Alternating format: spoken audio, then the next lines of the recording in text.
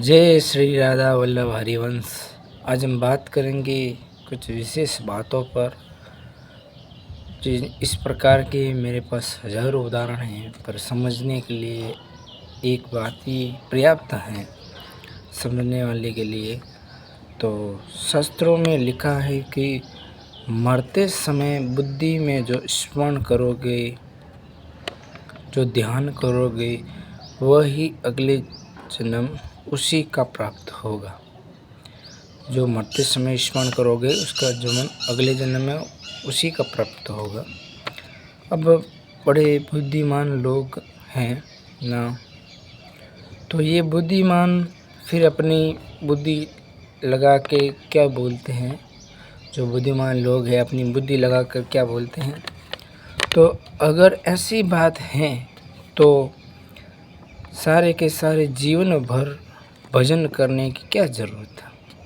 जो जीवन भर भजन करते हैं और कुछ लोग जो अंतिम समय में बोलते हैं कि हम भजन कर लेंगे, उसकी एक बहुत विशेष बात बताई है जिसको ध्यानपूर्वक सुनना है।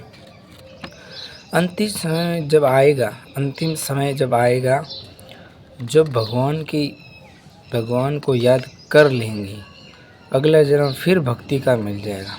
ऐसा संभव तभी हो सकता है जब तुम्हारा जीवन भर भजन हो, तभी संभव हो सकता है। ऐसा संभव नहीं हो सकता।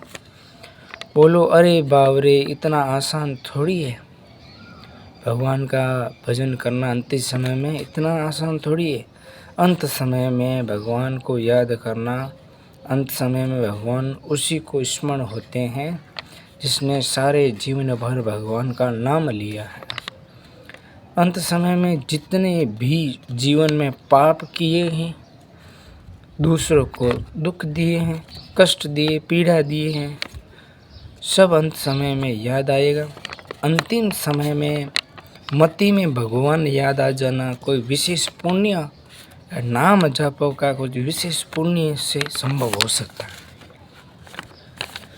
तो अंतिम समय में भगवान की याद आना बहुत सरल बात है।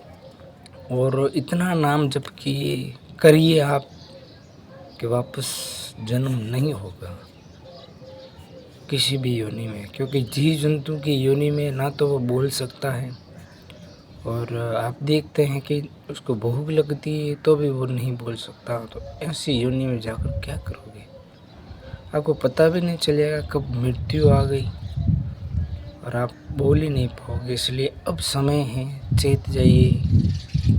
श्री राधा वल्लभ हरिवंश।